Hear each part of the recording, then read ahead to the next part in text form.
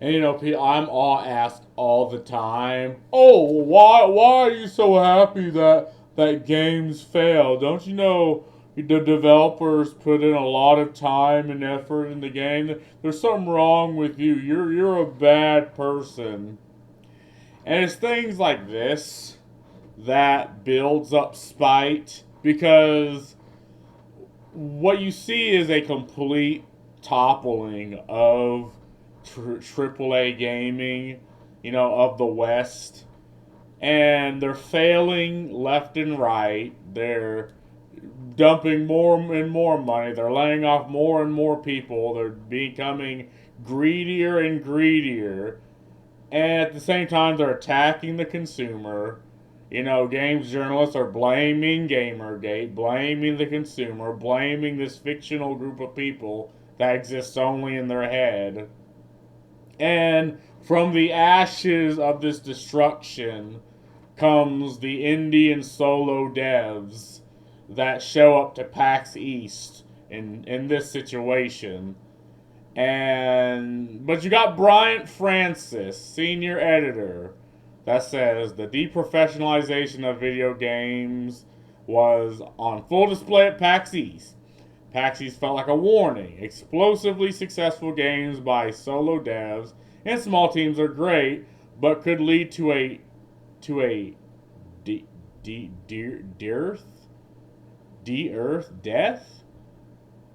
of vital specialists.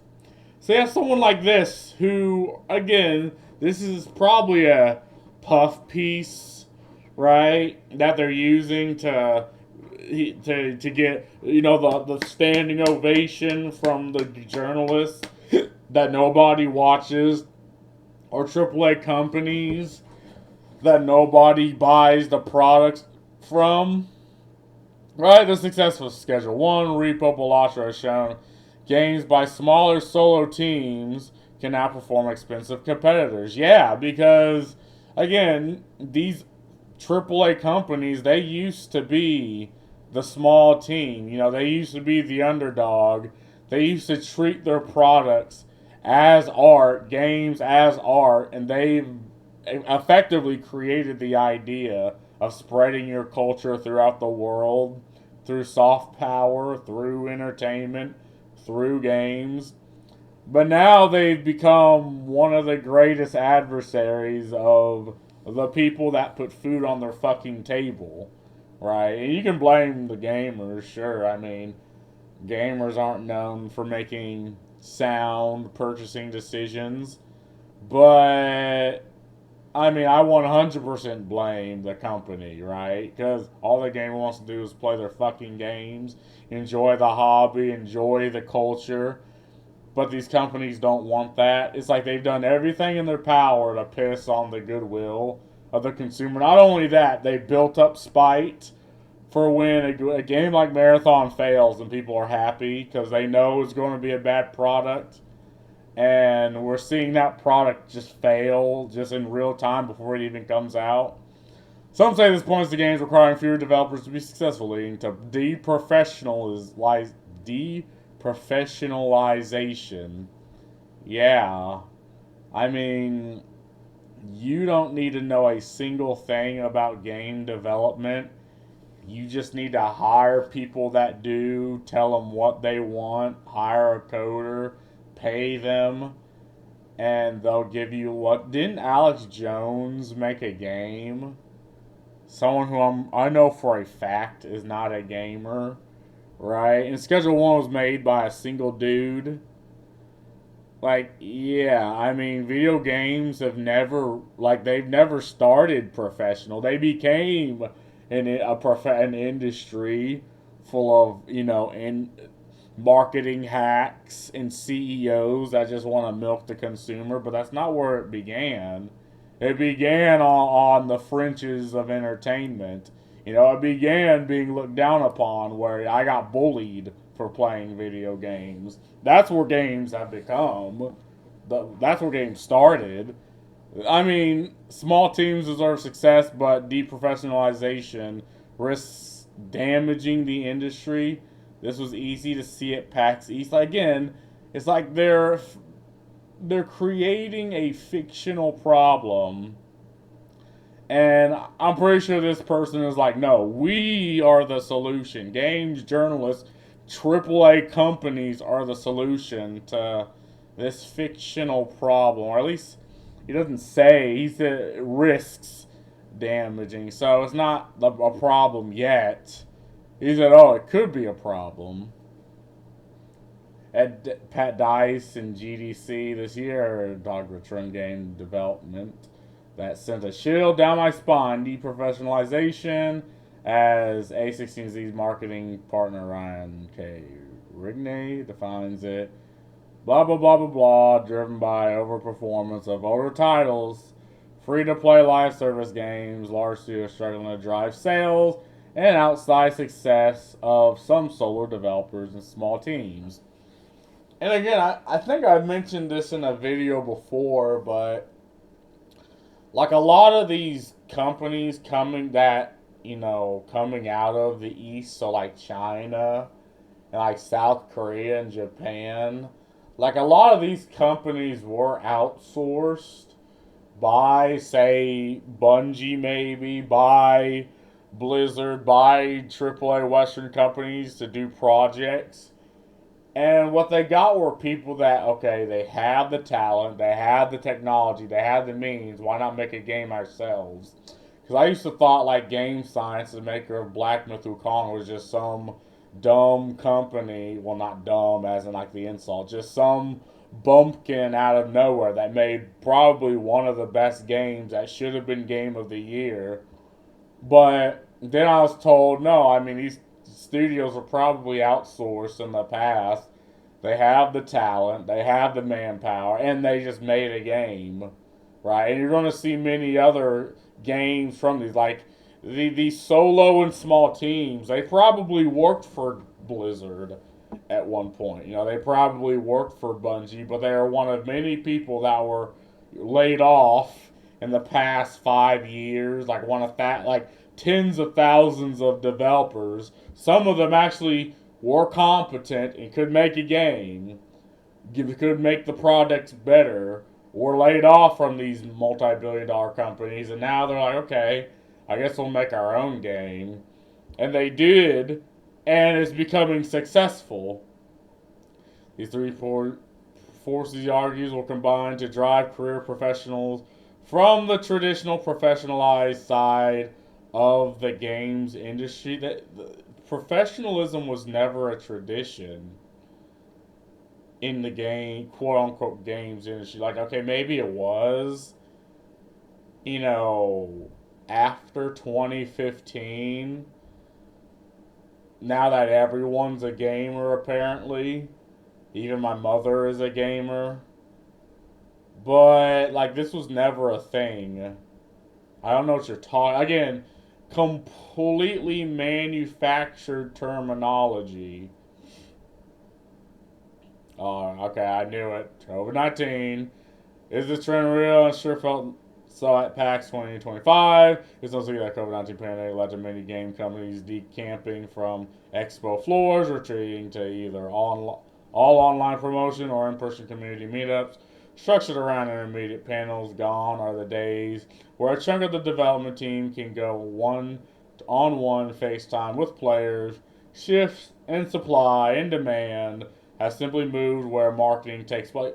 A lot of these game companies actually invested a fuck ton into entertainment because this is just, a widely known idea that during recessions, people spend a lot more time investing in entertainment, to deal with bad times. So, and companies knew this, right? They have entire market analysts that knew this, whose entire jobs were to figure this out. So that's absolutely what they did, and they came like this is why esports became such a big thing until all these investors, all these market heads, all these CEOs found out that you don't actually make money in esports. The product's entertainment, and it's one of a lot of forms of entertainment that people can just watch or not watch. Like, you lose money in esports unless you're like FaZe Clan, which just are like moist. A couple YouTube popular YouTubers are just this group of people that makes the majority of their money off of merch, and I don't know, maybe in Latin America, because there's a lot of esports there, because esports is a major part of their culture. It pumps wealth into the country, so obviously they're going to invest into it, and obviously they're going to build a cultural dichotomy around it. Some people will decide to go indie, continues, others will leave gaming altogether, and in between, there's a vast spectrum of irregular working arrangements available. Yeah, they're going to leave these companies. Well, they're going to get fired from these companies, leave, make games. Because, again, if you went to a university for like 4, 6, 8 years, like, you're not just going to leave gaming altogether. That's dumb. If you have the expertise, if you have the connections, if you have the people that you sat neck to neck with, and as the code monkeys in the basement, you're not just going to leave. It's your entire livelihood. So you're going to go indie. You're going to make popular games like made by a couple dudes in their mom's basement, and you're going to rival that of multi-billion-dollar companies. But something else looks under the surface. Some notable studios like Behavior Interactive and Funcom had classic booths up on the show floor. Devolver Digital had maybe the tallest booth on display, but it was only using it to showcase 3 games: Myco Punk, Monster Train 2, and Boss 2. I played Monster Train 1. What is Mike? I'm interested. What's Myco Punk? Oh wow, that kind of hurts. That the vibrancy hurts my eyes, but kind of like a first-person Risk of Rain. I'm assuming it's probably like, I don't know, a roguelike. Looks interesting, albeit it's hurt my eyes, so I'm gonna click off. Yeah, I mean these are the games that are coming out. Botsu. I'm assuming this is like combat slash maybe a Fall Guy ripoff.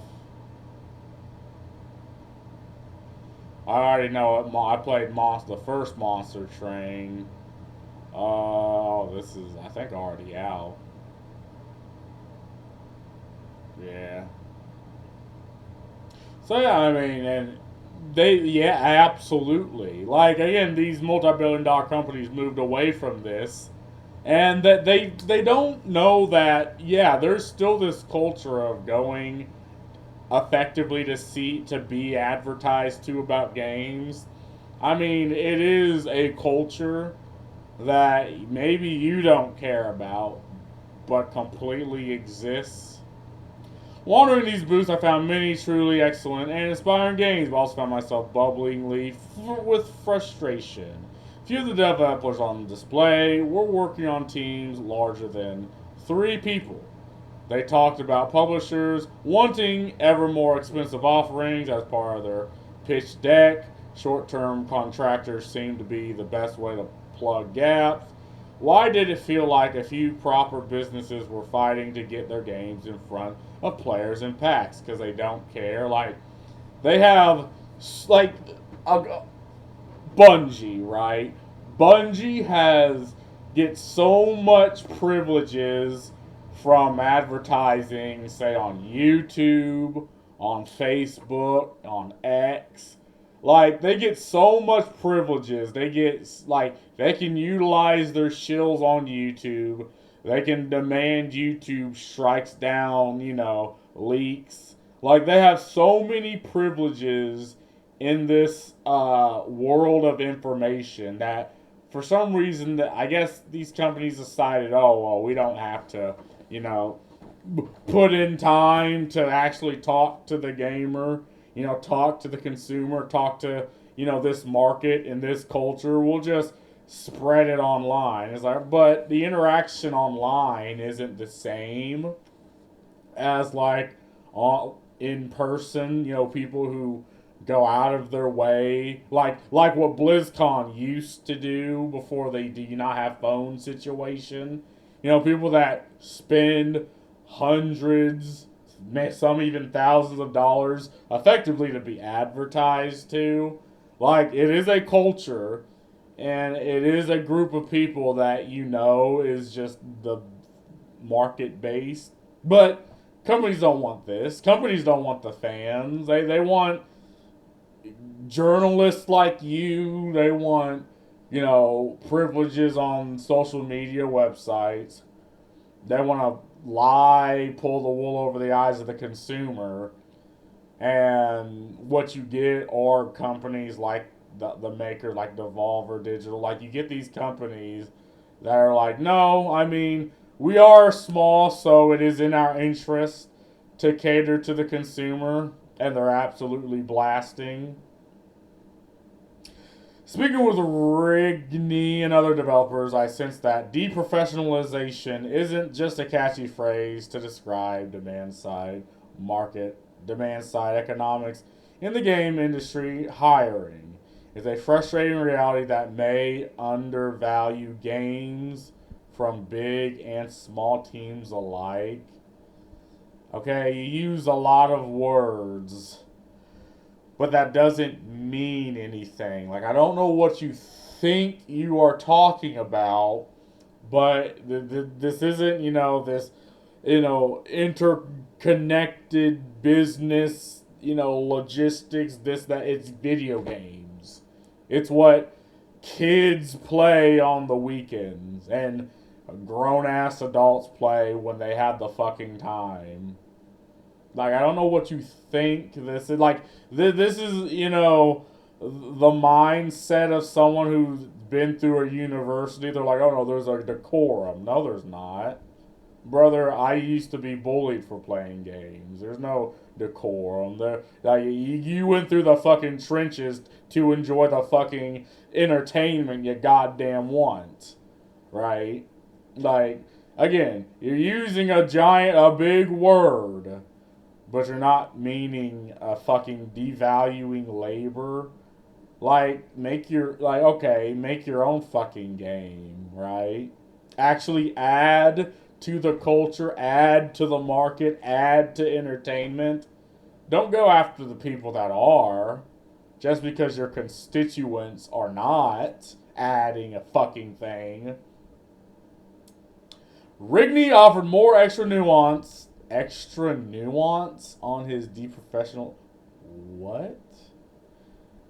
So, did he make it less nuance or more nuance? What the fuck does this mean? Theory in an email exchange we had before. What? I'm still extra nuance. Again, so does he add? Whatever. I'm not even going to try to understand. He predicted that marketing roles at studios would be the first on the chopping block, followed by roles that seems replaceable to management, even if they're not. I mean, okay, maybe if you're an overbloated multi-billion-dollar company, you're probably not.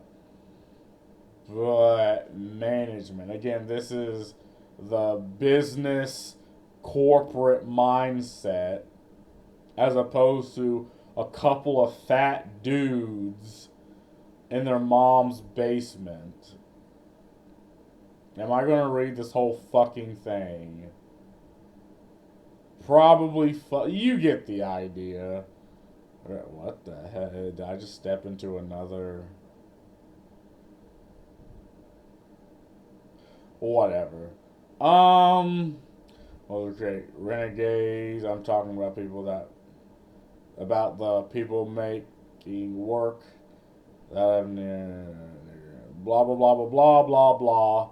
This is just a whole lot of him shitting on, where the market's going, which is away from entertainment. So he's effectively blaming indie games, which is hype. Are there any, I doubt it, but are there any comments? Are there any people saying this is some bullshit? No. Currently writes for game developers. Again, I feel like this person is just trying to fillet the constituents. And he actually showed that we need creative solutions. One shouldn't need to be a social media wonderkin, a AAA veteran with years of hard work earned experience, or a jack of all trades to have a career in game development. I mean, okay, you don't have to be one of these things, but if you are, you know, it kind of you have some leg in the game to start. The past does bring us some widely inventive games, but leave us with a community of developers hustling on gig work to keep their dream alive. And yeah, I mean, a game I like called Warframe was kind of the same thing. Warframe's an amazing fucking game. I will always sing its praises. But yeah, I mean, I feel like adding to the market, adding to games from these indie studios is a good thing. I don't know why you're blaming like deprofessionalization. I don't like. Is there a way deprofessionalization can benefit the developer left behind? Rodney raised one fair point. Part of the reason some indies are running circles around large companies is that those companies can mismanage creatives so badly that they go for years without shipping a game. If someone smart could crack that problem, improve management at a large organization, and make sure games make it out the door, that could be a way to balance the trend. No, because when games make it out the door, you get Dragon Age Veilguard, which is a bad game.